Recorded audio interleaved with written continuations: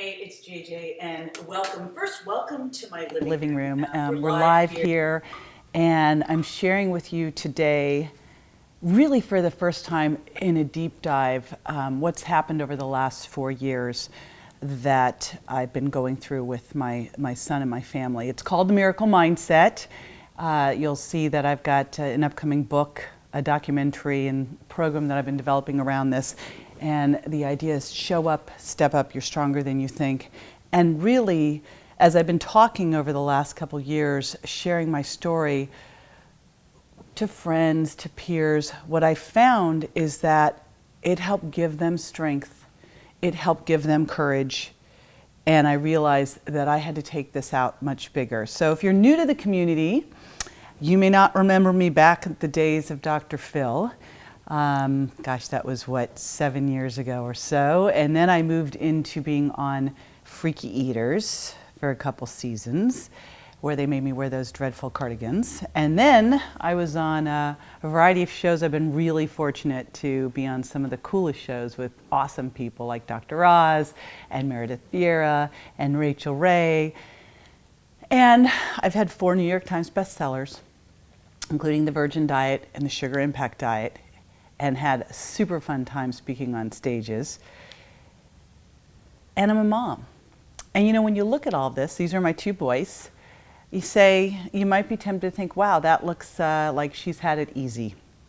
And I think we do that a lot with people's lives as we look and we don't see the pain, we don't see the struggle. And I found in sharing the pain and struggle, it's helped other people be able to show up and step up in their own lives, because what I'm going to share with you today is very specific, and it can be a little bit graphic, so I'm going to warn you that too. But stories that are specific have universal lessons, and the lessons that have helped me both get through what I've gone through in the last 4+ years, and by the way, I'm going through it actually right now, and I'll share a little bit about that, are the same lessons that can help you, whether you're looking at your life right now going, you know, I'm just feel like I'm in a rut. There must be something better out there, or you're going through your own big challenges with your own health or finances or career, or a loved one, a relationship. These lessons can help you break through. They can help you lean in when you're scared and you want to lean away. It's not about being fearless. It's about knowing how to lean in, how to be courageous, and how to navigate through these times, and how to really get there so you can live that big life that you're meant to live. So what I'm going to do today is I'm going to pull back the curtain and share with you some things that I really haven't shared before, and in the hopes that in kind of showing some of the things that I've kept on the down low, that it can help you too. And the first one starts with, I probably shared this picture. You may have seen this before, but I didn't really share the kid in the picture.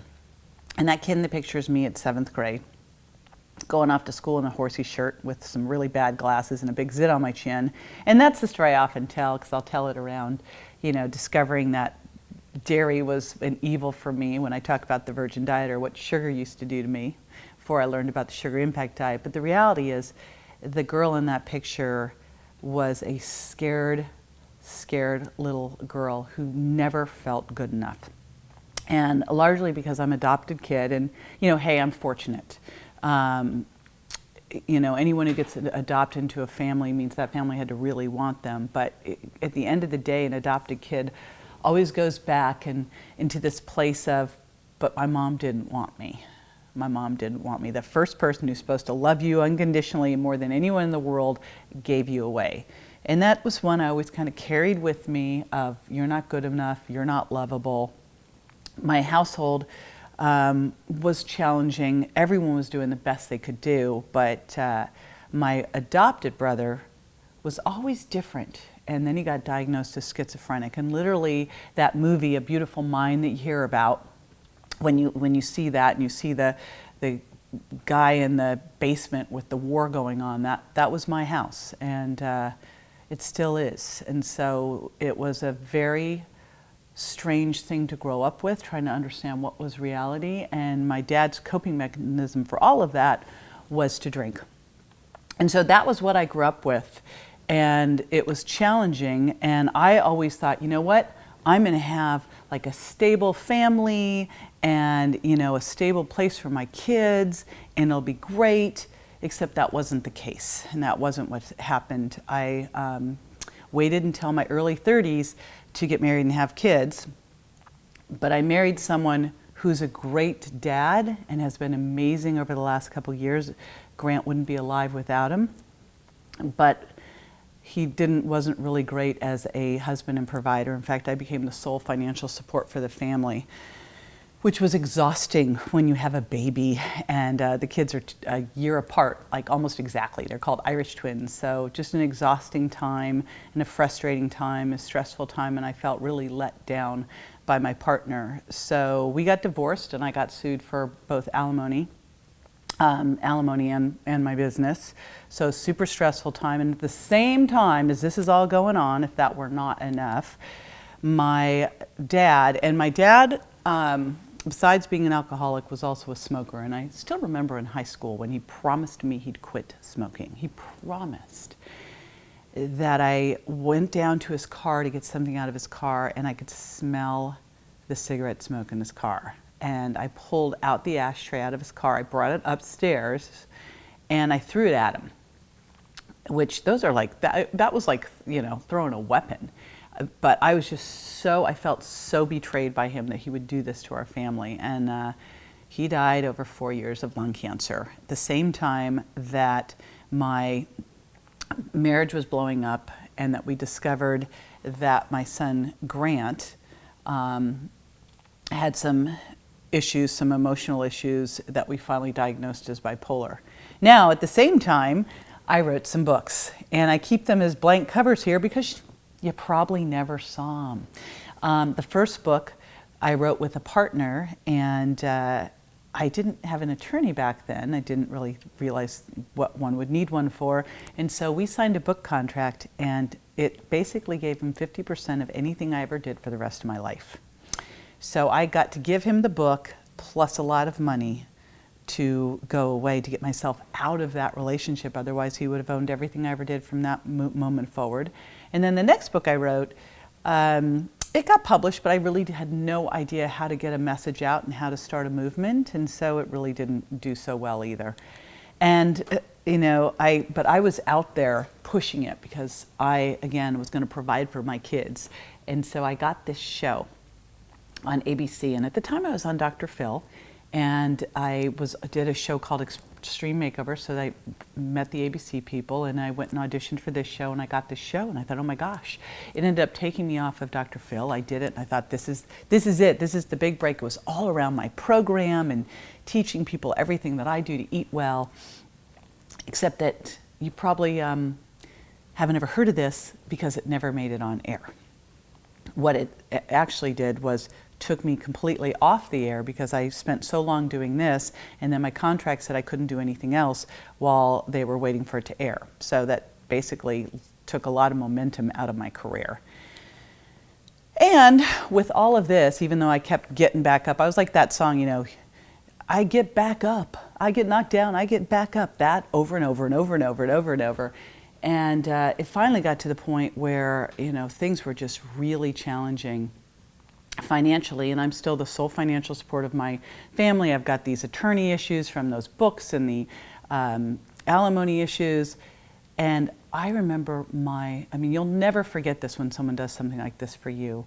My office manager put her life savings in my bank account because it was the holidays, it was Christmas time. I was afraid of how he was even going to pay the mortgage and feed my kids that month, and that week for that matter.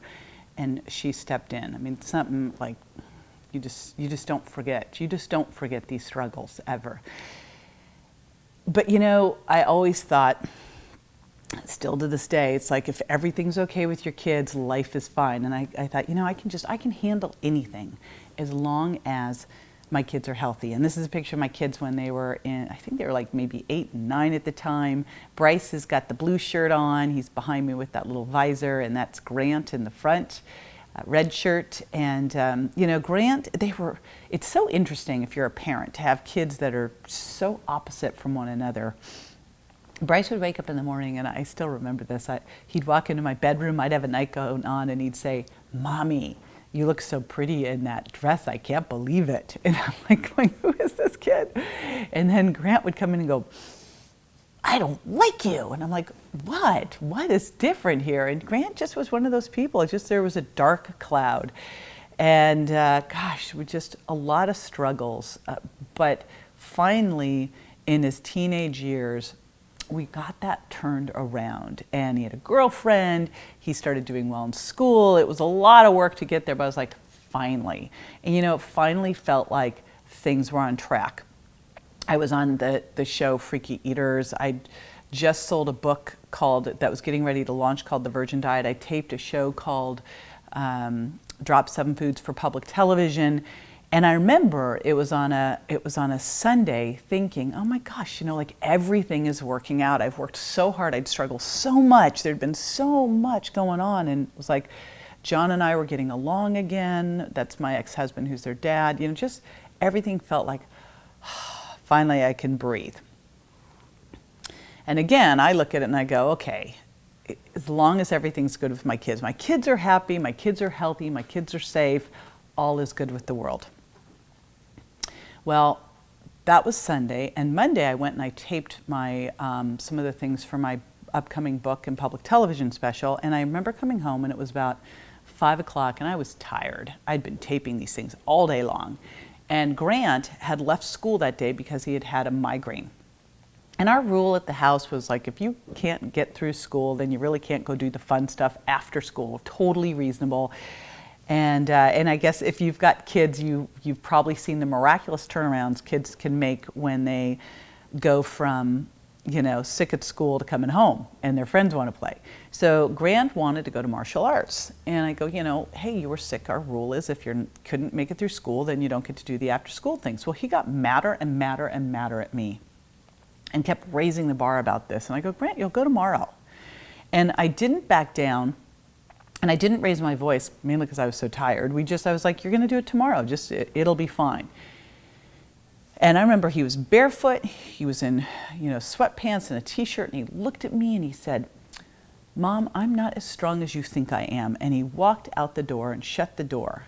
And my other son, Bryce, who's 15 at the time, Grant was 16, walked out of his room and goes like, what a jerk. And I go, I know, right? And so I went into the gym. We had a garage with some equipment in it, and I was going to go blow off some steam. And the next thing I know, I'm in there, and Bryce and John come running into the garage, and they said, Grant's been hit by a car and airlifted to the local hospital. Now, when someone's airlifted, it is bad, but we couldn't get any information because he was basically a John Doe at the hospital. So we are driving to the hospital not knowing really what to expect, except that we know that's bad. And we are greeted, and this is a cleaned up picture of what we're greeted by. We were greeted by this news. Your son has a torn aorta. That kills 90% of the people on the scene. He's got multiple brain bleeds. He's in a deep concussion, deep coma, and he's got 13 fractures. I will tell you, looking at him, it's something you'll never forget. Like, he had literally had bones sticking out of his legs. He had bones sticking out of his legs. He had road rash all down one side of his body. It was the most brutal thing. But what came next was even worse. And there's the dog, because see, this is live. So what happened next was the doctor said, your son's was the victim of a hit and run, and he's sometime during the night, his aorta, which is held by an onion, it's like onion skin at this point, it's like ruptured down to the 3rd level, is going to rupture. And we can't repair it here because it requires a blood thinner to repair, and if we give him a blood thinner, his brain will bleed out. So basically you can choose his brain or his heart, but you can't have both. All right. So luckily, John said, well, what would you do if it was your kid? And the other doctor there said, well, there is a doctor, who can do this without a blood thinner. And the other surgeon said, yes, but here's the deal. the chance he's going to survive the night is slim, and the chance he'd survive the airlift is even slimmer. And even if he survives the airlift, he probably won't survive the surgery. And even if he survives all of that, he may not ever wake up. And if he does, he's going to be so brain damage that it probably won't even be worth it. Think of hearing that if someone you love is lying there. And Bryce is listening to this, the 15-year-old, my 15-year-old son, and Bryce says, so like a 25% chance of him making it? And the doctor said, that's about right, son. And Bryce says, well, we'll take those odds. And I remember walking outside and thinking, at first I was like, well, what do we do? Do we do this? And then I thought, I had like this divine hit of like, you've got to fight for this. You've got to fight for this. And I was like, we're overruling you. So we overruled the doctor. We airlifted him to the hospital in LA. And what was amazing is what had to happen for him to be able to have a surgery there. But basically, the doctor there, Dr. Carlos Donaire, who's an angel, and he's in my documentary, saved his life. And then came out to tell us he'd saved his life. And he goes, now, I'm just the plumber. I fixed that aorta. I don't know about the brain and the rest of it. So Grant's now in the ICU. He's in a deep coma, but he's alive. And I've got the Virgin Diet coming out in a matter of weeks. Now, I've invested everything that I have, and I've borrowed to help get the Virgin Diet out there big because I knew what it could do for people. So I remember at the time someone posted on Facebook, trying to be kind but not understanding the situation. Don't worry about your job. It will be there waiting for you. Just take care of your sweet boy. And I remember thinking, okay, so the challenge is I don't have a job. I run a business. I actually have all these other people who work with me whose families and lives depend on it too. And I'm going to depend and rely on this business to help me provide for my son. So actually success is not optional. I can't quit that. And here I am standing in the hospital knowing that the third leading cause of death is death by doctors, death in hospitals and wrong prescriptions. And it's easy to see how that can happen through no one's fault, really, just because there's so much going on. I mean, Grant had a chart this thick. And so I knew I had to be there. I had to be there for Grant. I'm not leaving him, but I had to be there for this book too, because this book is what was going to allow me to save Grant's life. I had to be all in for both of them. So what I decided was that I was going to focus on three things. Basically, I was putting the oxygen mask on myself first. And so I did three things: extreme self-care, essentialism, and support. Let me walk you through these. The first was what I don't call it self-care. This is like self-care on steroids. This is extreme self-care. And this is where having a daily routine can really save your life. In fact, I credit my routine, and especially my morning routine, was saving Grant's life, because every morning I would get up and, we actually got a bunch of questions. I've been talking about this more, and I talked about it on Facebook Live with people going, how did you do that? And how did you keep your mindset? And everything's so negative, and how do you stay strong? And one of the first things that I did, and I'm doing it right now. My son is back in the hospital right now, and I start every morning and I take out my journal and I think, what am I grateful for? Because you know what? If you woke up, you got something to be grateful for, right? There's always things. You've got a roof over your head, you've got something to be grateful for. Heck, I've got a buddy who had to live in a bathroom for 8 months with his father. If you've got food, you've got something to be grateful for. Friends, there's always things you can find. But every morning I'd start out and go, what am I grateful for? Write it down. And then I would go, what am I focusing on today as the thing that's our win that we're going to have, the big goal, the big dream? And I do that every day.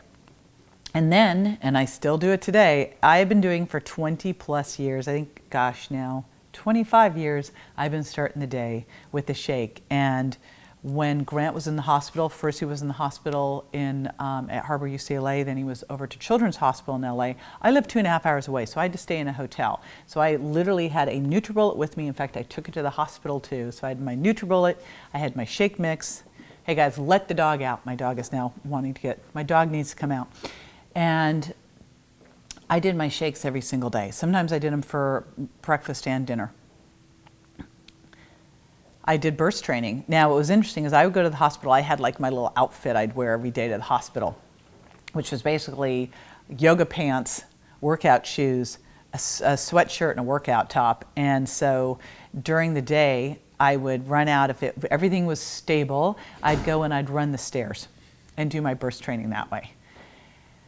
And all right, I admit the one thing that I did as a habit that maybe is not the best thing, and I'm still trying to get back off of this, is I kind of gave myself a total hall pass on as much coffee as I wanted, which was a little tough because there was like coffee everywhere. But you know, when you're getting up, I would get up at 5, I do my morning routine, I drive to the hospital so I could be there for grand rounds. I made sure that I had healthy food at the hospital. I'll show you how I did that in a minute. And I was doing my burst, but darn, sometimes you just need a little boost to help you get through the day.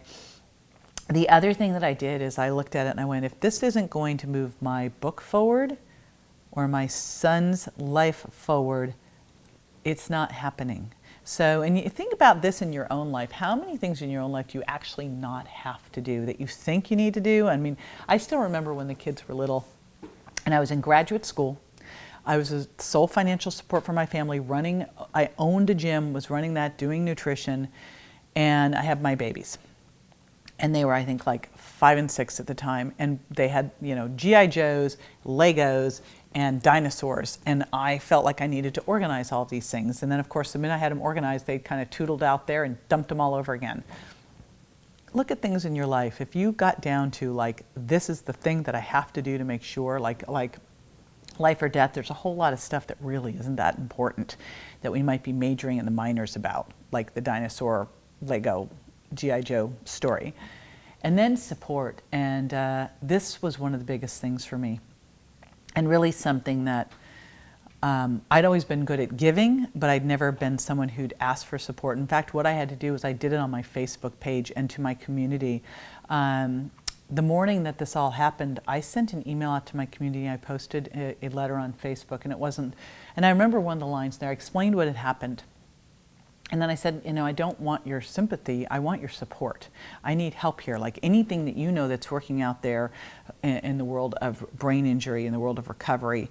And what started to happen was people came in droves. And I had so much wild salmon and kale at the hospital. I remember the nurses are like, who are you? Why is all this here? But, you know, I never had to worry about what I was going to eat because, in fact, Whole Foods caught wind of it and they started sending baskets over too. So I was taken care of, and when Grant woke up, I started feeding him the same way we were taken care of. But having that community of support was a critical lifesaver for me. And in fact, you know, I looked at it because basically I launched a New York Times bestseller from the ICU. That's what you see me doing in this picture. I'm sitting next to Grant, and here's what I would do.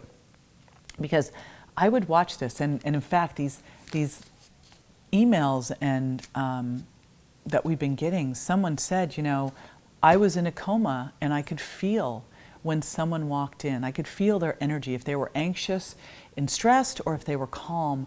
And so I managed the environment around my son, and I would sit in there and I'd talk to him.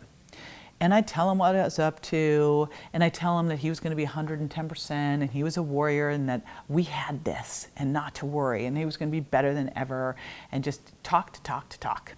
And I could feel it. When I'd walk in the room, his blood pressure would come down, and I could feel that connection with him. And what's interesting after the fact is he told me that a couple years ago, and this like just stopped me cold, because I always felt like he knew I was there and he could hear what was going on. And he said, you know, Mom, when I was in the coma, the gray man came down and talked to me, and he asked me if I wanted to live or die. And Mom, I didn't want to live. I didn't want to live. But I kept hearing your voice, so I told him I wanted to live. Now, over the course of that 4.5 months, I was in Harbor, UCLA with him for 2.5 months. Then we moved to Children's Hospital, and The Virgin Diet became a New York Times bestseller. And I did the public television show, Drop 7 Foods, Feel Better Fast. And I was on Rachel Ray, I was on Access Hollywood, The Today Show. And then, I mean, all this stuff was going on, and I would leave the hospital, John would jump in, I'd come back, and we were making this all happen. And then I put on this event, and I have this group that I lead called Mindshare. It's kind of known as the health mafia. And I was leading that, and I would never put it on, but it was already all scheduled and everybody was coming. And so I thought, well, you know what, maybe this will be good. And it was in January. Grant had just gotten out of the hospital. And we sat down at this summit, and everyone's like going, how the heck did you do this?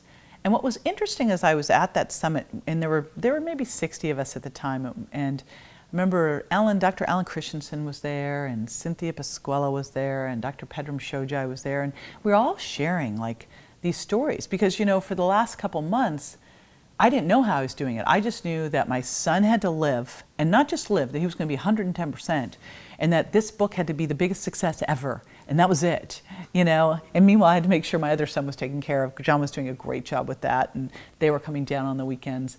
But I was on total focus pilot, right? And so then I had this chance to go what was it? What was it that happened there? And you look at these things and people are like, were you Superwoman? And some of it was, hey, I was super healthy, and this is why I'm such an advocate for taking personal responsibility for your health, because if you're sick, you don't go in the ICU. So there was that. But the reality of it is the near bankruptcies, the divorce, my dad dying of cancer over 4 long years, the business failures, all that stuff, the challenges I'd gone through over the years, those were what enabled me to get through this. See, we tend to look at these things like, oh my gosh, poor you, you've had these things. What if your challenges were your biggest opportunities to be able to grow and handle more and more and more? And it turns out that there's actually a lot of research on this. Who knew? And one in particular, this you can tell just from the title, Whatever Doesn't Kill Us. This was a study that looked at lifetime adversity. And what they found was that people who dealt with stuff, not extreme, but not wimpy, just medium amounts of adversity all through their life, that those people actually were more confident, more successful, happier. They were more resilient. And as I started to look at this and listen to Pedram and Alan and Cynthia, and really all these stories of people who were successful, because I always say successfully excludes. Successful, however it is in life. Maybe they're a great mom, or they're a great teacher, or they've launched a cool business, or they're started some incredible foundation. All those people have gone through their stuff, and they've gotten stronger. They've built that resilience muscle. And that was the biggest thing I realized. It's like, wow, I've got to take it back to going to the gym. That's where my world I came from is, wow, what if this is a muscle and you can actually develop it? And so I started to pay attention to this, because what I started to see was that people were hearing my story, and I was like, talking about it at parties, talking about it at events, and then they were sharing, I heard you, and I was going through this thing, and I kept thinking, well, if JJ could launch a New York Times bestseller with her son in a coma at, a hospital bedside, I can do this. In fact, I had a girlfriend who was nearly lost her twins when she was pregnant. She goes, I kept going back to this. I kept going back to this. And I said, if you can do this, I can do this. And I thought, oh my gosh, I have to share this. I have to share this. I've been an advocate for health for my whole life. It's been my passion for my whole life. And we did a little survey last year with the community, and we found out that the people who weren't taking care of their health weren't taking care of their health because they didn't feel worthy. And it made me realize that on top of everything, whether it's your health, whether it's your finances, whether it's your career, your relationships, your spirituality, if your mindset's not dialed in, you won't be able to be successful in those areas of your life. And when your mindset is dialed in, you can be successful in all your areas of life. It's like you just took the blocks away. It's so big. It's so much bigger than I realized that it was. And so I will tell you, the last 18 months I've been working on this, and I've been working on a documentary on it, and I've been working on an academy on it, and it's been super painful to do, and I've been hearing other people's stories, but I have to do it. I have to do that. So this is what I'm going to share with you today. And I'm going to also share with you a little bit about what I've got coming up with the book and documentary in the Academy. But I'm going to share these lessons with you today, again, because I know that I'm going to give you a general lesson, tell you a specific story, and what I want you to be thinking about is like, how does this fit into my life? Where am I now? You know, where are you? Are you in a place where things are good, but you know there's something more out there that you should be doing, that you want to leave the place better than you found it, that you're looking for that legacy, or maybe you're just almost feel like giving up wherever you are in your life. This series of lessons forms a miracle mindset that can let you break through it. And it starts with this, and we gave you this during the webinar. If you haven't got it yet, download it. We'll give you the link to do that, I'm sure. All that stuff's magic to me. But what I discovered is that it was really these 7 lessons related to 7 mindsets that collectively created this miracle mindset, this invincible mindset, this resilience mindset. And those mindsets are forgiveness, abundance-minded, resilient, action taker, lives in the present, one I always struggled with, collaborative and courageous. And here's what's cool about a scorecard, because you hear those things and you go, how the heck would I measure this? But you know what? You actually can take these subjective things and make them objective, which is fantastic, because what you measure you can improve. And then if you dial yourself into a community of support, which is so key to success and happiness in life, and you share it, then you can succeed exponentially. So it starts with measuring. So my first lesson is don't wish it was easier, make yourself stronger. And when Grant was young and I started to first see these challenges with him, and because I had a schizophrenic brother, see the benefit, the value, the gift in having a schizophrenic brother is as soon as I started to see some things with Grant, I'm like, I better check this out, because in my family growing up, my brother Brad always had problems. My whole life I was telling my parents, there's something wrong with Brad, there's something wrong with Brad. And they wanted to pretend it wasn't there. And so the first sign of this, I'm like, I'm not going to do that, because I keep thinking now with my brother, who is basically in a home, is he could have had a life. He could have had a life, but things were so much different back then. There was such a stigma, and there shouldn't be a stigma about mental illness. Like 26.4% of the population has it, and at one point in our lives, 50% of us have it. Why is this stigmatized? So early on, I took him to a therapist, and I was talking to the therapist, and he's sharing with me what I need to do to be able to help my son, and I'm listening to this, and I go, I'm just not strong enough. I mean, it was when my marriage was struggling, and I'm like, I'm looking at all of these things, and I'm just not strong enough to do this. And he goes, well, you're going to have to be. I had a great mentor early on. She said, don't wish it was stronger, easier. Make yourself stronger. You're never better than when you're challenged, really. So early on, when I was on Dr. Phil, I kept thinking every day I would drive to the studio, and I was on Dr. Phil for 2 years. And when I would drive to the studio to do the shows, we did a lot of stuff behind the scenes, and a lot of taping. And then you would do the shows, they would tape them at the studio. So I drove to the studio, and every single time I drive to the studio, I expected that when you go through the lot, you have to show them your driver's license, and I expect them to say, ma'am, you're not on the list, right? And then I expected, like when I got to the dressing room, it wouldn't have my name on it. And because I felt like such an imposter, like, who am I to be doing this? Who am I? And when Grant was hit, it was so interesting to see how quickly the limitations were put up for him. We're just trying to get him through the night. We're just trying to keep him alive. And he had this funky heel thing. And at first, he had this torn aorta. So all I was focused on was fix the torn aorta, because that was the first thing that was going to kill him. Then the next thing was he was in a deep coma with this brain injury. So I was like, okay, he's got to wake up. And he had these 13 fractures, and it's amazing, because I still think back to when Bryce broke his leg, and it was, oh my gosh, sleeping in the hospital and just horrendous. And now Grant's got 13 fractures, and I'm like, comparatively, I was like, okay, so he's got some fractures. But one of them was a crushed heel, and apparently a crushed heel is a game-changing accident. That's what the orthopedic surgeons told me when they walked in the room. First they told me, as they're standing in the room with my son, they said, oh, we're just trying to get it so he might be able to walk again. So I ushered them out of the room because I managed all of that talk around him because, you know, we hear these things.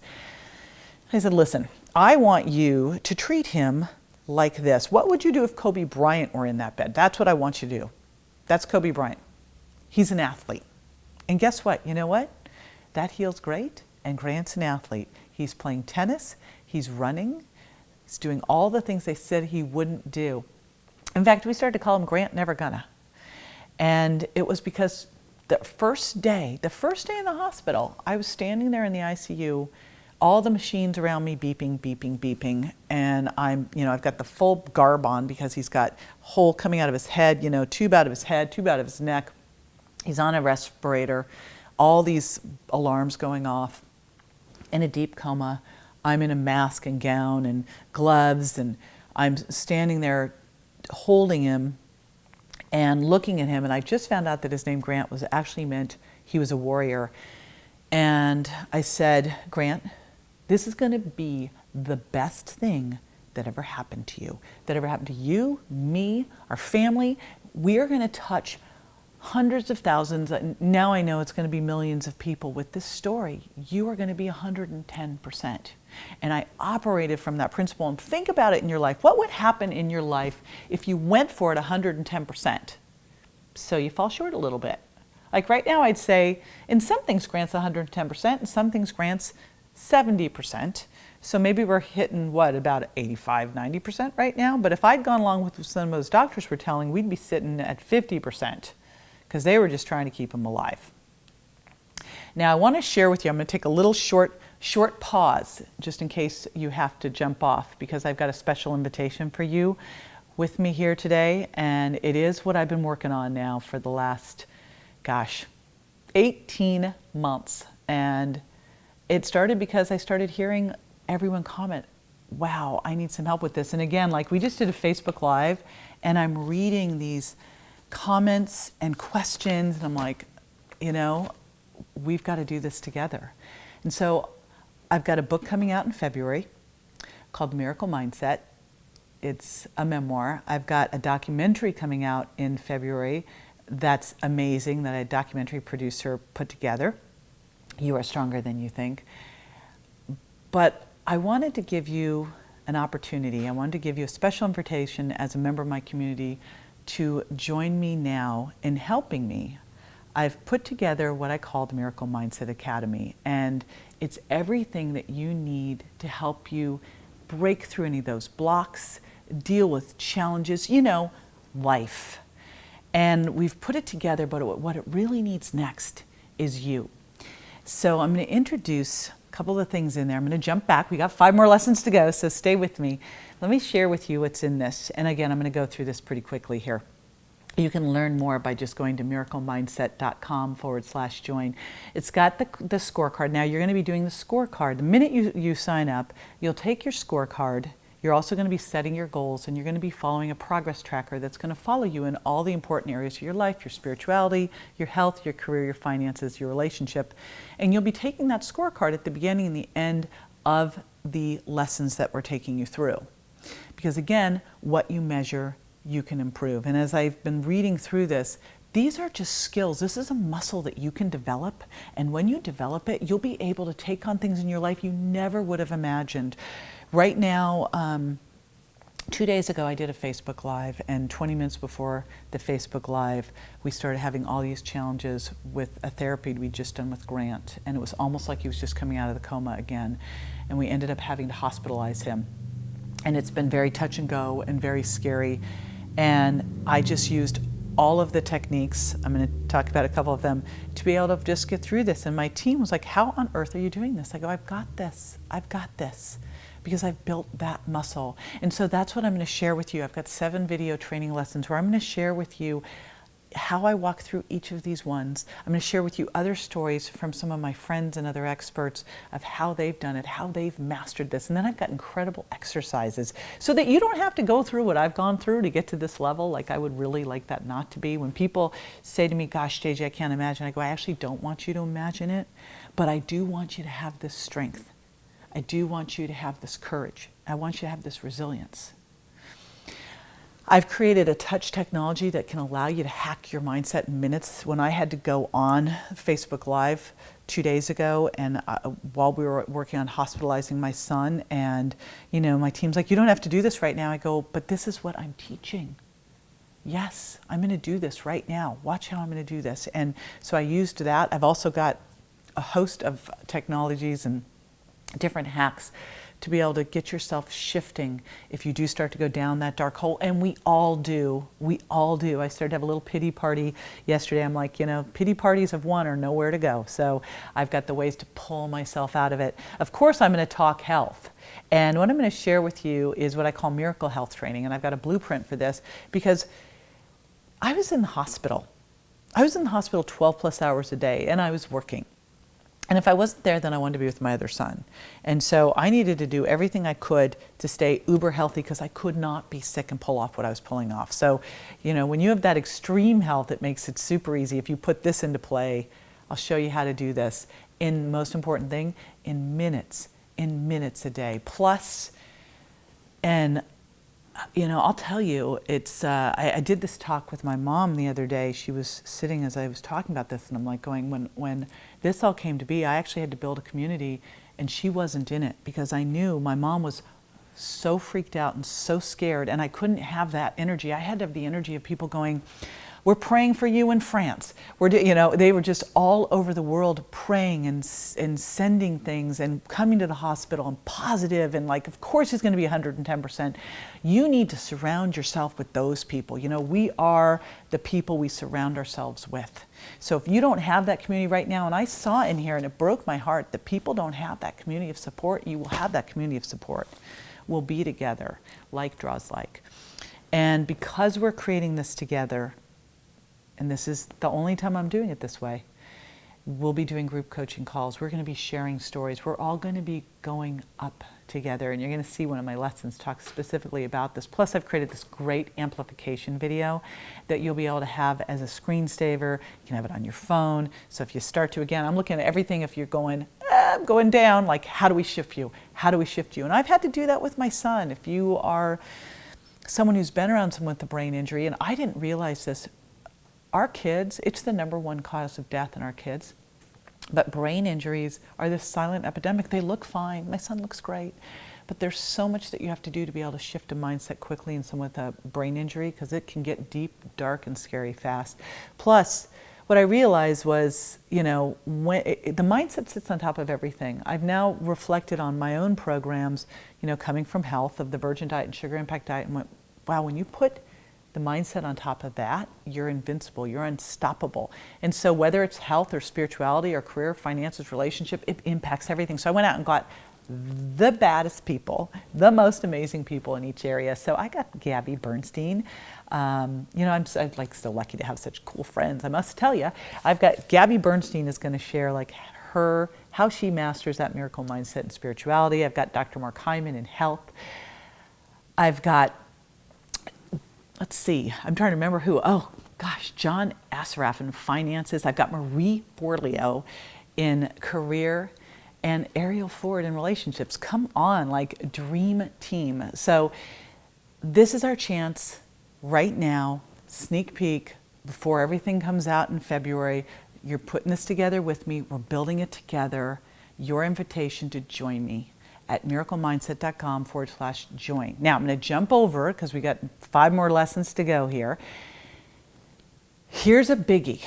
And in a lot of ways, I wonder if the Virgin Diet became what the Virgin Diet was because of this. If you want to take the island, burn all the boats, think about it. What would happen in your life if success wasn't optional? I hear from so many people, oh, I'll try that. Especially, let's face it, I've been in the weight loss and diet world for 3 decades. And what do people say? I'll do it tomorrow. I'll try it. You know, like my favorite philosopher, Yoda, do not try, do. Make success not optional. When you get down to that essential of what is it, like I look back over this next year and what is it at the end of this next year that's going to make me say that was the best year ever. And honestly, I look at it and I think, okay, one could look over the last 4 years and go, those were the worst years ever. Or they could look at them like I do and I go, they were the best years. My son's alive. My other son's alive. I have multiple New York Times bestsellers. I'm making a difference in the world. So what is it? And did that all happen because the boats were burned, man? I had to take that island. Success was not optional. And I believe this is when we show up as our best self. People say to me, gosh, I don't know how you do that. I could never have done that. And I go, you would have absolutely done that. You might have done it even bigger and better than I did. You don't know because you weren't challenged. Challenge yourself. We're never better than when we're challenged. I was reading through these, and again, these just like this morning, I was reading these questions that had come up from the last Facebook Live, and I'm like, we got a lot of work to do. Just there's so much. Our world's in a crazy place. This is how we change the world. And it sounds insurmountable, but when you think about it, it's the little hinges that swing the big doors. You know, I talk about Grant getting to 110%. You don't get to 110% when you start out at zero. When someone wakes up from a brain injury, I basically had a 16-year-old starting back as a baby. He couldn't talk, he couldn't eat, he couldn't brush his teeth, he couldn't go to the bathroom by himself, nothing. We started all over again, 1% by 1%. By 1%. And you know what? I looked for the littlest things to say, I've got success. Here he is on a walker. He was in a wheelchair forever. He had that heel, so he hadn't stood or walked forever. And now all of a sudden, you know, we've got to get him mobile again. Well, you don't go from being bedridden for 4 months to walking overnight. It takes weeks. And the first thing that they did was they just had him stand up. And stand up, and there, you know, he had to get his balance back, his proprioception. So he stood up, and there was a little like table in front of him, and he'd play with things on the table, sit back down, stand up, sit back down, stand up, sit back down. And then we'd get him on a walker, and he'd wheel a little bit. And it just went on and on and on, 1% by 1%, little hinge by little hinge by little hinge. And you know what was so important there? And it's a way, I talked about framing your day and starting out the morning. But what if you take the night? And this is what I did, and it was so interesting because you know how Facebook does that thing where it's like, it takes you, flashes you back 4 years ago? Well, this was 4 years ago. So I've been flashing back every day to what I posted on Facebook, because I use Facebook as my way to communicate with people and be like, it was a great day today. Grant fluttered his eyelashes, his eyelids. It was a great day today. Grant tracked me with his eyes. Those are small wins. I celebrated them every day. They kept me hopeful. They kept me positive. They kept me in forward motion. A rising tide lifts all boats. I live my life by community and collaboration. I think that one of the most dangerous things we've got going on is isolation, is that lack of connection. When this happened, and it was tough for me because, you know, I am very comfortable giving help. And receiving help was very challenging for me. In fact, I would do everything I could not to ask for help. And some of that went back to being this adopted kid and feeling like, you know, I'm not worthy. But when your kid's in a life or death situation, you ask for help. You ask for help. And I got help. I was getting help all over the place. But then what happened next was Grant's home from the hospital, and he feels like he has no purpose. And it was so, it's been super painful. I will tell you, there have been amazing highs and just as amazing lows bringing him back. And if you've had anyone coming through any kind of a, you know, near-death experience, brain injury, bad injury or accident, you know exactly what I'm talking about. And so it was Christmas time the following year, and he's like, I have no purpose. I shouldn't even be here. I should have just let, you know, the car hit me. I should go walk out and let another car hit me. And I'm like, and I thought, you know, when you feel like that, what you need to do, you need to go out and help other people. When you're feeling like helpless, go help other people. And so what we did was we went to Toys R Us, we bought a bunch of toys, and we went back to Children's Hospital where we'd spent the last holiday season. Because I remember being in Children's Hospital during the last holiday season, And here it is, they've tried to make it cheery, and it's a hospital, all right? It's a rehab floor. Some kids are never coming off that rehab floor. And they've got a Christmas tree up there, and they've got stockings, and they've got special people coming in to try to cheer up the kids. And there are little kids with heads shaved wheeling their chemo carts around.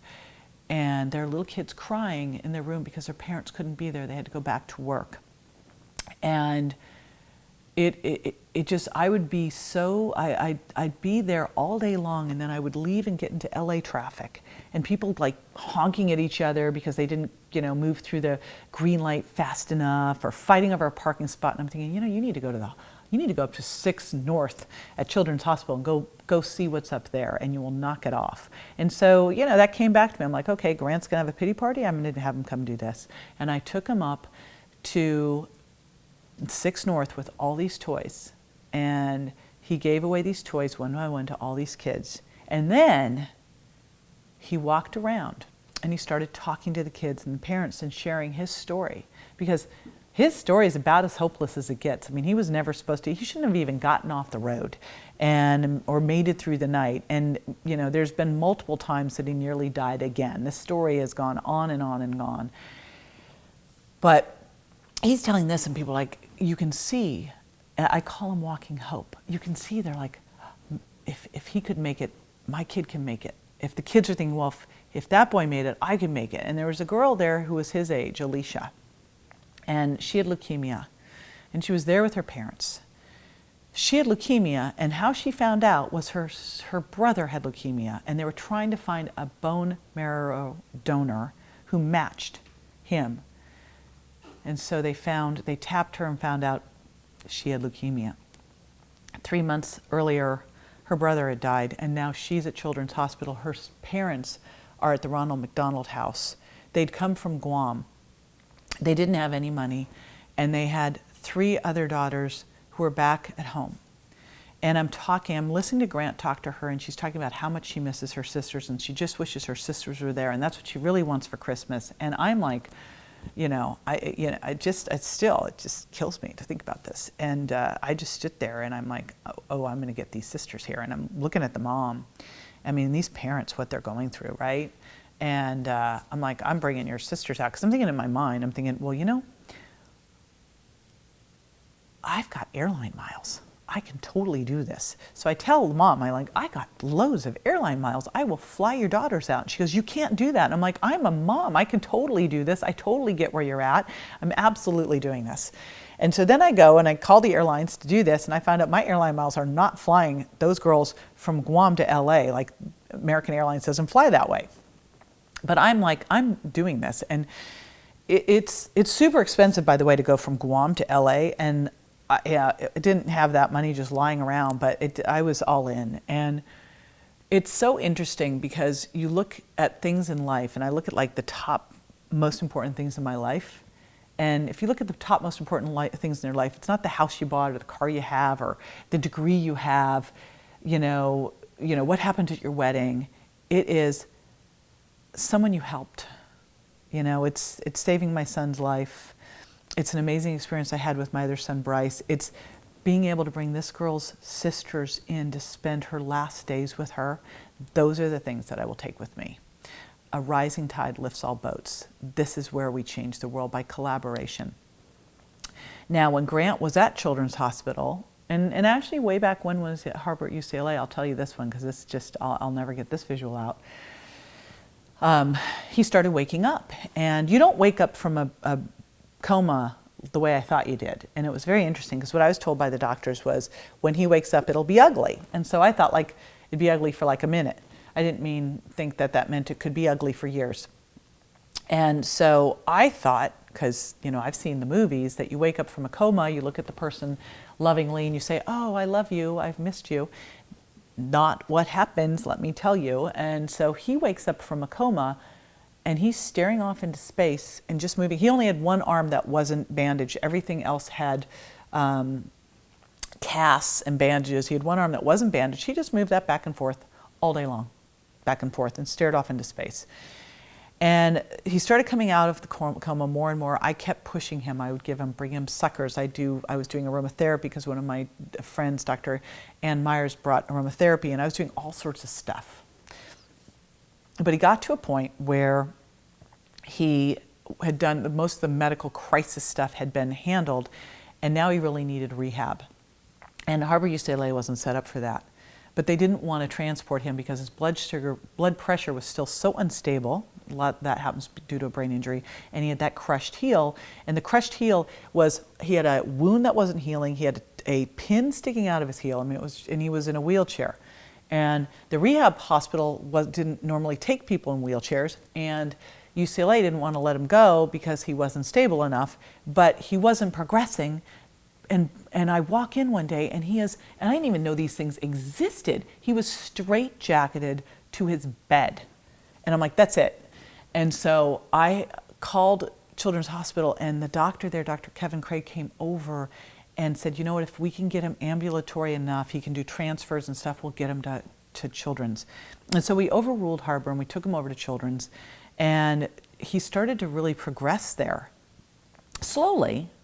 But, you know, it was the right thing to do, even though it was difficult to do. I knew we were stuck and that you can't course correct standing still.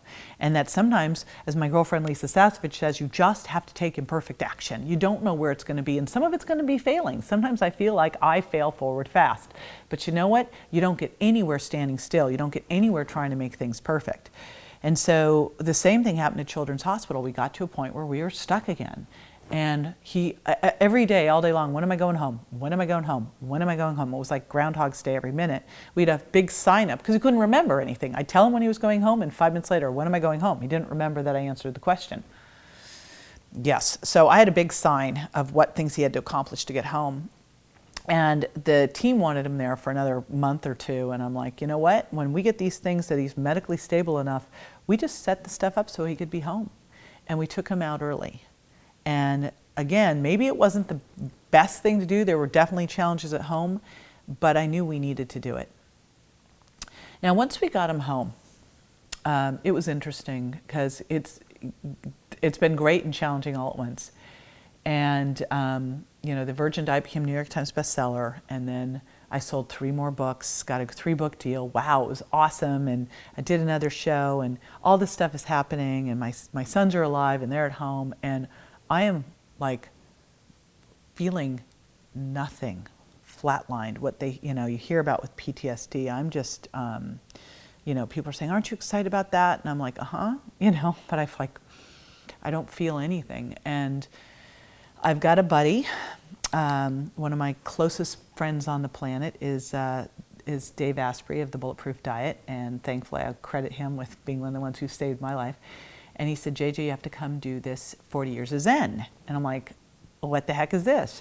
Well, what I didn't know, I just trusted him and went. And there I am with Vishen Lakhiani of Mind Valley and Joe Polish with these electrodes on her head. And Joe definitely had an advantage being bald. But what I didn't know what I was going to do. He just said it was going to be brain training. It's going to help with this PTSD. And I knew that I was going down. I knew I was in trouble. And actually what it was that you put these electrodes on and you did this training and you watched your brain waves when you went through forgiveness protocols. It turns out the most amazing thing that you can do to change your life and elevate your positivity, your alpha brain waves, everything is to forgive. And they had a protocol for how they do this that actually I built into the Miracle Mindset Academy, because once I learned it, I'm like, well, it's great to have the electrodes, but I can actually do this at home. And it's probably the most powerful thing that you can do. Forgiveness sets you free. But I remember when I found out what we were actually going to be doing and that we were going to be forgiving, and as I started to go through, like, you know, even though I didn't focus on the woman, my son was the victim of a hit and run accident. My neighbor saw a woman get out of the car, look at my son, gasp, get in the car, and drive off. People afterwards kept saying, well, what about that woman? Have they ever found that woman? In fact, we had one gal who wanted to put a $10,000 reward out on that woman. I'm going, I'm saving my son's life over here. I cannot focus over here. It doesn't matter. It doesn't matter. But ultimately, I did need to forgive that woman. And ultimately, I needed to forgive my son for being mad and running out of the house. And ultimately I had to forgive myself for, I kept imagining me just going, why didn't I just let him go to martial arts? I had to forgive my adopted mom, who did the best she could. I had to forgive my birth mom, who gave me up. I was like going, I'm going to be here a long time. This is definitely an exercise you need to have in your back pocket. But you know what? Midway through that week of doing this, Dave looked at me and he goes, like, you have a glimmer in your eye. And I was like, I actually start to feel happy again. I'm starting to feel joyful again. Forgiveness is the most powerful thing you can do. You carry that around. You're mad at someone, you're resentful. That just stomps on your joy. You can't be happy and joyful with that stuff around. When the kids were young, and if you're a working parent, you know exactly what I'm talking about here. And just even in life, you're experiencing this because it's so challenging to be present now with so much, like you can be online and you can be on your phone. And hopefully you're on one of those right now because you're watching. But, there's such a gift to presence. And when my kids were growing up, I was a working mom. And gosh, when I was with my kids, I felt so guilty if I wasn't getting, I was kind of thinking about work and what I needed to do and money and, things we were so broke and it was so stressful. And then when I was at work, I was worried about them and feeling guilty. I wasn't with them and guilty. And it's so interesting because I was so focused on being more present for my kids. And I was writing it down in that journal every single day. I'm more present for my kids. I'm more present for my kids. Well, you know what? When you don't do what you commit to do, the universe turns up the volume, And that's night when I was standing at the ICU and I went outside and I go, what do I do here? And I remember standing there and it was the first time I'd been present in forever. I still remember it. I could see the stars, I could feel the coolness of the air, I could smell the trees, and I got a divine hit that was like, you saved your son, Mama Bear. Now my kids had, because of their difference in their personalities, they hadn't gotten along really well as kids. They'd fought a lot. And this situation brought them closer together. I got the chance to see them become brothers and be more present for each other in each other's lives than I'd ever seen. What a gift is that? And, Grant, who in high school never was thinking about what do I want to do with my life, never cared about his purpose. Now this is a big driver in his life is what am I going to do? How can I help other people? What is my point? And one of the things that he's taken up is art. This was not an artistic kid. Ever. Bryce was the one I thought was going to be artistic. And these are the types of things. In fact, I included them in, this is the final page in the book, The Miracle Mindset. And all throughout the Miracle Mindset Academy, all throughout the lessons, I included his art. It's just crazy. It's amazing what he's coming up with, that he just dreams up out of his head. And one of the things I'm the most proud of him for is throughout all of this, he has never once said, I'm so angry at the woman who hit me. I'm so angry about this. I'm so angry about this brain injury. He's been grateful. He's been thankful. And I remember early on, I was going to lead this workshop, and I went into this hotel room, and there was a sign there that said, there are no victims, only volunteers. And I'm like, wow. And that might, you might take offense at first when you hear this. I kind of did first. I'm like, well, sure, there's victims. But what that actually does when you think about this is what it's really saying is, power of decision is within you. Yes, a bad thing may happen to you, but that worst year can become your best year with how you decide to react to it, with the mindset you bring to it, with the attitude you bring to it. And so as I reflected over this year, as I went through all of this stuff, I realized as I started to talk to so many people, as they started to share their stories on my Facebook of, I heard your story. And I kept thinking about this as I was going through my own adversity, and it helped me through, thank you. And I'm like, I got to share it. I've got to create it. And again, it's one of those things I'm glad I didn't know then what I know now, because I thought this will be super cathartic. Well, it's yes and no. It's actually, it's been interesting because I've been reliving it and going deeper into it to really understand how this can help you. and putting this academy together. And again, the book will be out in February. The documentary will be out in February. I am super proud of them. It's a book that I've had a bunch of my peers read, and they go, you know, these are people who are like, they're normally like skim a book. They go, I read the whole thing. I couldn't put it down. It's one of those books that can change your life and help you wherever you are. You know, if you're in that rut, if you're just like, gosh, you know, I just feel like I'm just as good as it gets. Or if you feel like you're down the black hole, or if you're ready to go to the next level. And so what I'm putting together that will be with the book, because I always like to have this is where my brain always goes, is I want to put as much out there so that you've got something to grab hold of. If you see what I've been doing in my community, we've been putting out more quote cards. I've been taking my podcast and integrating in some mindset stuff. I changed it from the, I don't even remember what we used to call the podcast, but now it's the lifestyle show, and we've included in mindset, and I've been working more mindset into my quotes and into my talks, and so that you can grab onto that and that can help you in your everyday life. And then I know some people will read the book and that'll help them, and some people will be able to watch the documentary and that'll help them, and then some people want to go deeper, as they've done with the Virgin Diet and the Sugar Impact Diet. And that's what the Miracle Mindset Academy is. Show up, step up, you're stronger than you think. This is what I've been putting together, and now the next missing element, my personal invitation, is you. We are going to do this together. This is the first time. This is the sneak peek. This is the exclusive opportunity. It's starting October 19th. But the minute that you register, you're going to get your mindset scorecard. Now, maybe you've already done one being on the webinar. I sure hope so. But if you haven't, I want you to do it, right? Do that mindset scorecard, because what you measure, you can improve. And I've taken mindset and I've taken the subjective and I've made it objective. And we're going to be sharing that in our community too.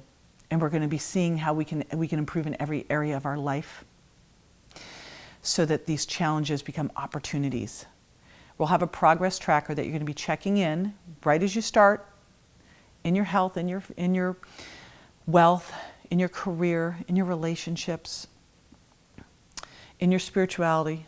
Where are you in those places? And then we'll check in at each lesson to see how the lessons are impacting you. And it's so interesting because, you know, it's like, you'll think, oh, I'm doing a lesson I'm focusing here, but it again, mindset is on the top of everything that you do wherever you are in your life. You can't outrun your mindset. And then I've got 7 video training lessons. And what I've included here, and of course you always get the videos, the audio, and the transcripts, because some people just like to pull off the transcripts and highlight. I know I like to read too. But I've also included in some interviews with some of my buddies, because as I was going through this, in fact, I was just talking to Dean Graciosi yesterday, and he's become a really close friend who I just adore. And he literally lived in a bathroom with his dad for 8 months. He is one of the top success trainers in the world. He lived in a bathroom with his dad.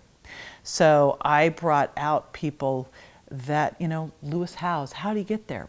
Pedram Shojai, Bo Eason, amazing stories, along with my lessons.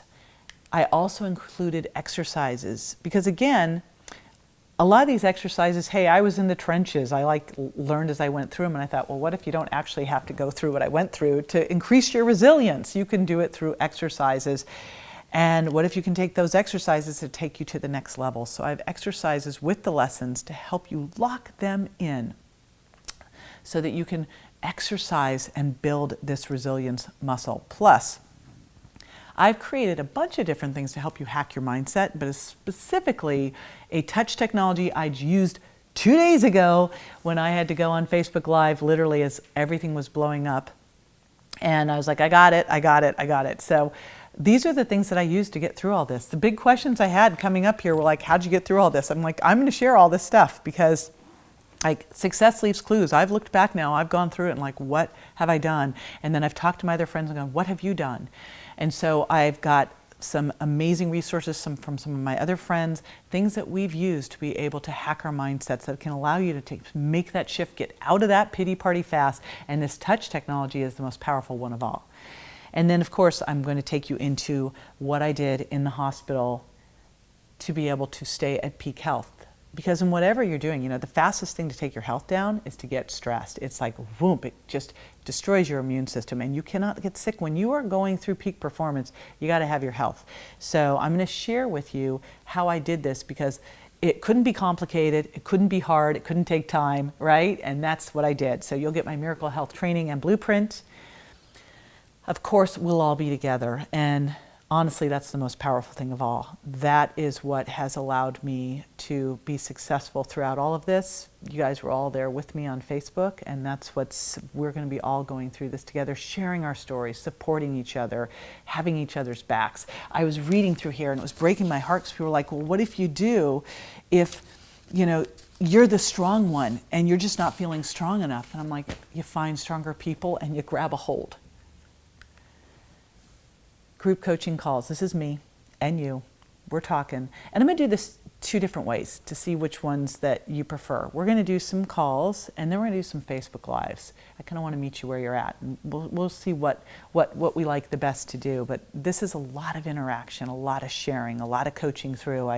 I saw these questions today. I was like, gosh, I just want to jump in right now. Like, let's all get together right now. In fact, come on over to my house. Come on into the living room and let's do this. Because, we can get through this together. We can get through this, and we can be better. And then, I told you about this before, I am just so blessed with some of the people that I've been able to spend time with. And John Asraf's going to help with finances. He's the #1 guy in personal development now in finances. And he's got ways to flip your finances in minutes just from here. So, these are the Miracle Mindset Masters in each of their areas. Ariel Ford on relationships, Marie Forleo on career, Dr. Mark Hyman on health, and Gabby Bernstein. The universe has her back on spirituality.